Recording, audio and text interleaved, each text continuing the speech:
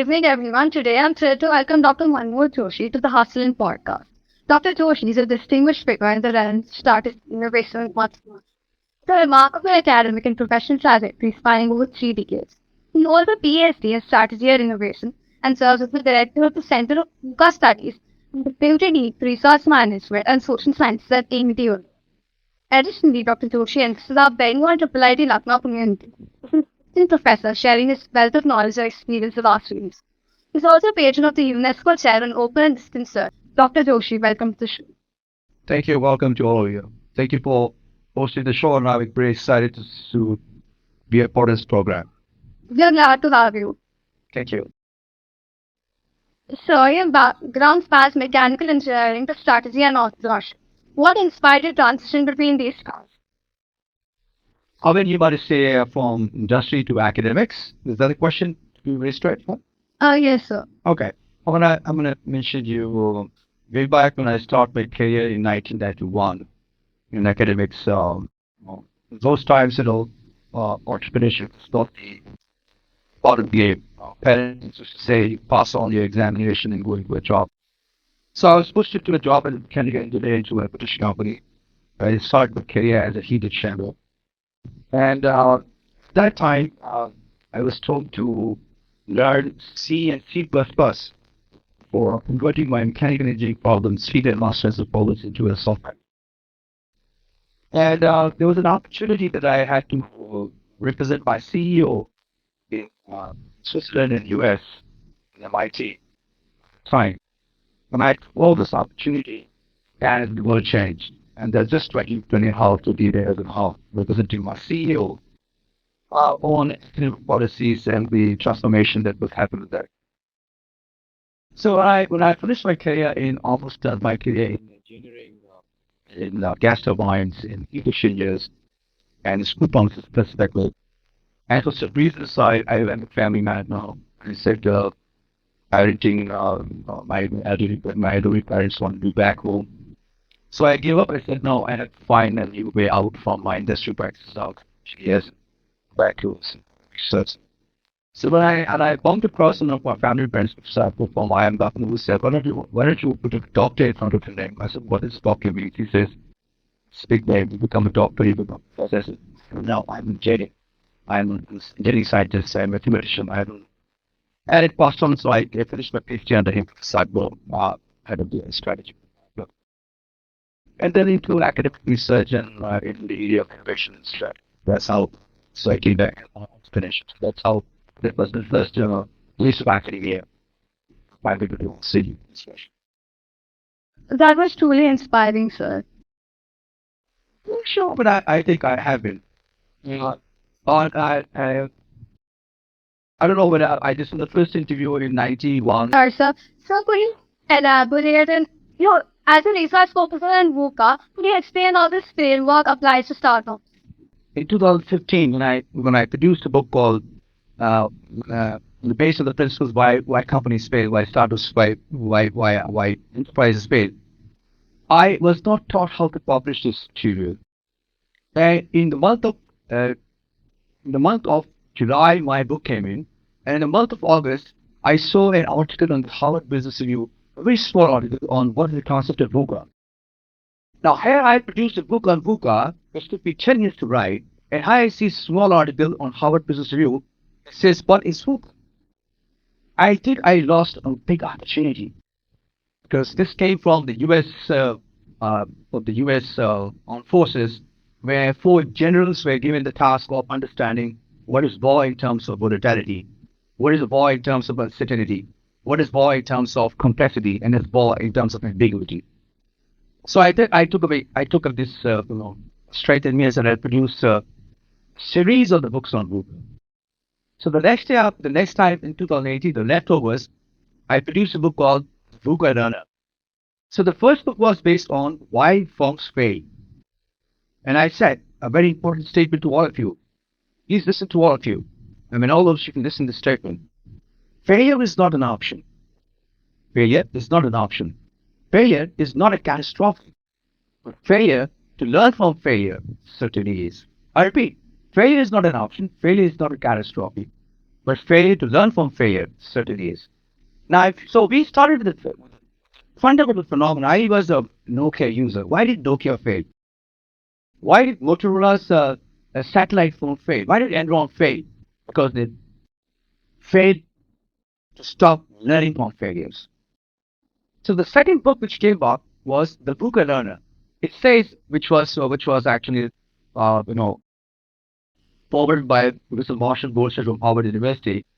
And I said that, in a 21st century, people who are learners will perform. Like you, we are learners. I am very straight honest. When I came as an extraordinary professor with the UNISA, University of South Africa, and a visiting professor with IIT, I did not know how to use Google Meet. I was with a different platform altogether. You students taught 6 semesters students taught me how to run a Google class, and I was ready. And I said, teach me AI, teach me machine learning. I mean, you are the important new way. So we should be engaged in that. So there came the second. Now coming to the question. So when I was doing this exercise, and I with my Ph.D. in engineering as well as Ph.D. in management strategy area, I saw these technology-based startups failing and being successful. So I said, 21st century warfare is going to be fought by 21st century tools, not 18th century tools. And these technology-driven fronts must have something different. So in a world of chaos, in mathematics we know Heisenberg's uncertainty principle. Solve chaos. In a world of chaos, ordinary persons see turbulence around them. Something is happening around them. But extraordinary people like you see unlimited opportunities. And that's what the startups are doing. And here, I, as a person from foresight, I, as a person who uses hindsight, insight, foresight, capturing these signals and anticipatory mechanics to understand, make people understand what is going to happen in the future in the next 20 years in the industry they are going to learn. But that's what the answer is all about for being starting about how VUCA and how startups. Okay, Hanika. Yes, sir. So, how do you see the role of mentorship and learning from experienced entrepreneurs in shaping the trajectory of startups? Okay, so you've got funny questions. You have got a great components in questions. You have got a trajectory, you have mentorship, you have. So what happens? Mentorship is primary. As I see, I'm a bald man with about at the age of 54 to going to be done 55. There's a lot of experience. I've burned myself. I've moved around. I've cycled. I've moved around the world. Now that experience cannot be replaced by books. It has to come with. It has to. You have to burn yourself. You're driving, you're moving, you're eating, you're mixing with cultures. And what happens? That experience comes to you not from institutions of choice like you are, lucky guys studying in IITs, IIMs. At our times, there were just very few of them. But you have a brand with you.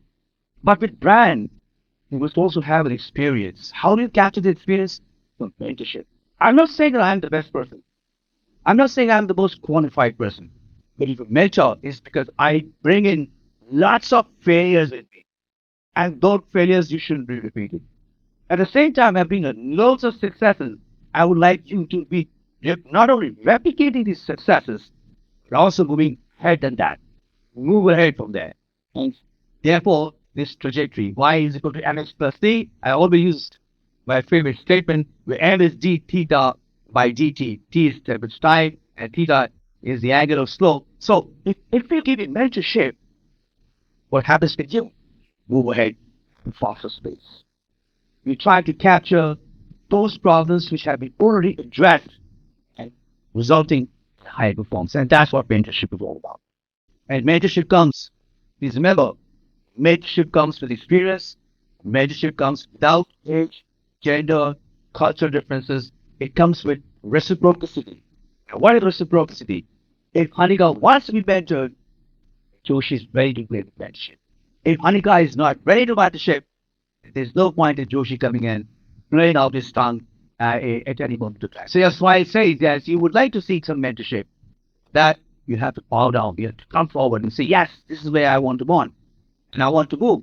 And that's why I drive to IIT with you students. I want to be the best in the world because I'm exposed to one of the best academics, best industry people in the world. And I know one thing in that. The more you rise high, the more simple you become, the more humble you become. The more you rise high, the more experience that you add, the more simpler you become in life. That's what learning and talks. Over to you, Hanika. So, what advice would you give to aspiring entrepreneurs who are considering launching their own startups in today's uncertain world?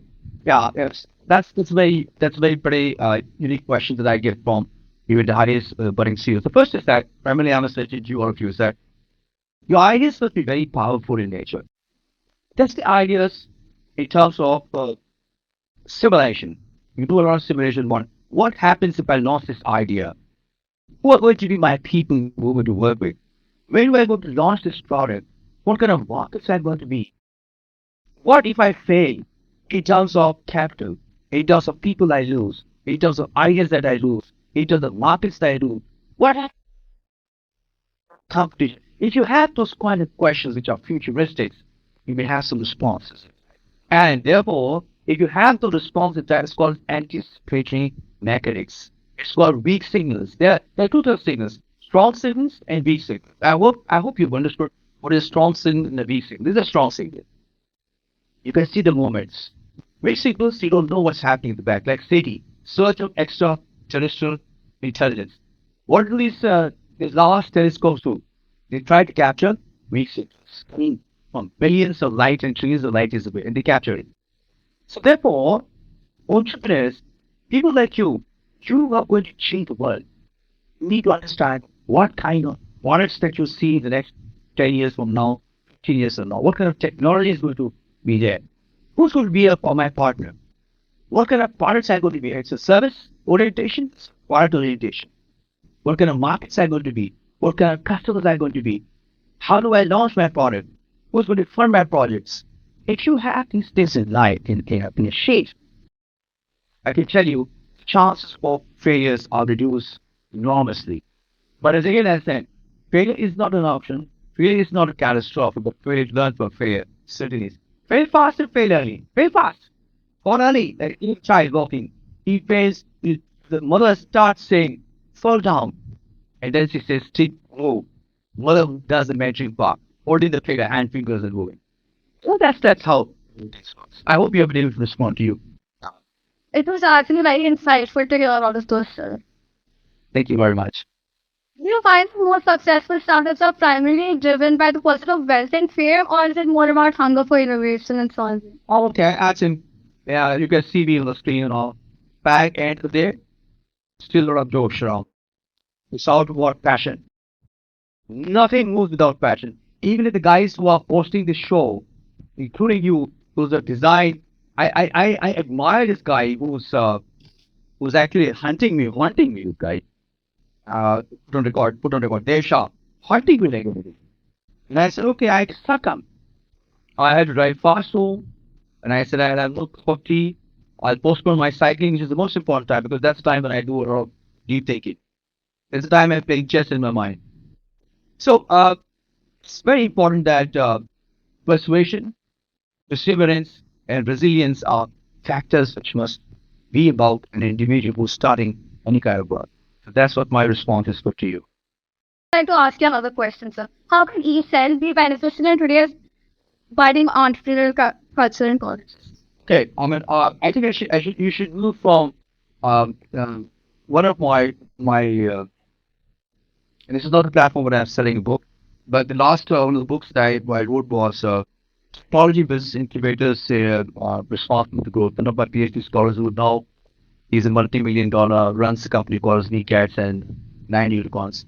E-cells are primarily experiential learning set up by the institution, set up by the students of the institution, who bring in experienced scholars from academia, from industry, consulting, from training, who have experience of failures, who have experience of success in bringing ideas, taking ideas, creativity, innovation to the marketplace. The marketplace is what? Startups. So ESA must engage in such kind of activities like sessions, training program, mentoring programs, calling budding entrepreneurs, putting in hard questions, putting in some advisory notices. And this can, now you are living in a world where you are, even if you do a podcast for 15 minutes, every second day, or third day, I bet you will find as many number of people across the world. Now, with this experience for the scholars, it will help them understand their dream, to realize the dream, what they ought to be on. And probably experiential sharing from across the world, across technologies, across geographies, across cultures, will bring them together and say, okay, even after starting a job, let me start something of my own and see if I can be, how long and how successful I can create this. And this has happened with every startup, every entrepreneur, every person who was creative by his distinction, and every person who was very passionate and adaptable in new technology. Okay, Hanika? Yes, sir. Thank you. So before we wrap up today's session, the last question for today. How was your experience with this college and what would you like to say about it? That's institution, not the college. And I like to correct yourself. This Indian Institute of the Study College. It's a institution, university by of its own. Uh, well, it's a big experience. Having 99 students, 99.95. When I came, I was very afraid. Actually, I was very honestly, I was very afraid. How are the guys, students, guys and girls would respond to my query sessions and how do I? But I came a lot of preparation for a 2 hour session. Gave it about 18 hours of preparation for first class. And then I said, oh, these are the same kids across the world. Same kids bunking classes, trying to have attendance beyond the classes, not asking questions, complimenting themselves, maybe self-satisfied. But I was wrong at one end. The number of students who were stage of who were interested to see their life change was much higher than average what I've seen across the world. So maybe earlier I could find 15%, 20%. Here I found 40 to 50, 60% in some classes. Students very interested. They were very interested, keen to understand how the world works. Unless, as I said, sometimes people become complacent because you say I'm getting good scores. But I tell my scholars, and I teach 6 semester students entrepreneurship when you're just about to finish the last semester. Now I've been telling them very accurately that accurately you must be punishing yourself if you say I know the best. Because please understand, you are 23 or 21 or 22. Here I am 54. Here I've traveled across the world, 35 countries, 30, 40 countries. You may have done just 1, 3 or 4, 5, maybe 10. But here's an experience that I've across the table. Learn from failure. I always say I have failed a lot. I'm here because I've failed a lot. I'm here because I have been successful at some places. But being humble is very important. So therefore, the experience with you has been very interesting, very interesting scholar. And I say you are the future of the country, future of the world. So your time is very important. As a responsible citizen of the country and of the world, as a professor of the academia, I must say that you must handle students like you with care. Because let's say, for example, if there are 10 students, 1 hour invested, 10 hours of national time has gone. If 600 students are there, 600 hours of national time have gone. So we must be very careful, fragile minds that we are handling. So through you, I would like to say to all of you, stay cheered, always stay hungry. Try to be as foolish as you are in terms of learning. Start learning as much as you can. And the last thing which I learned, start asking questions. You must have big questions. Keep asking questions. There's no irritation. Asking questions. Even if I'm able to answer 2 questions, 3 questions, I think they admitted it. Start asking questions because that is going to challenge what is around you. Thank you, Anika, for pushing my limits pretty hard today. Yes, sir. We'll keep all those points in mind from now on. Thank you, Anika. I hope the reasons by which you joined in and this guy, which is Dave, who has been hunting me and hunting me. I hope he's satisfied with what he wanted, and look forward to meeting and guiding you students, and look forward to teaching you as well, who has to cover the course on entrepreneurship. Hopefully, if I survive with the system that you're working as well. Okay. Yes. Thank you very much, Anika. As we close today's episode, I want to extend my heartfelt thanks to Dr. Manoj Joshi for sharing his invaluable insights and deep knowledge with us.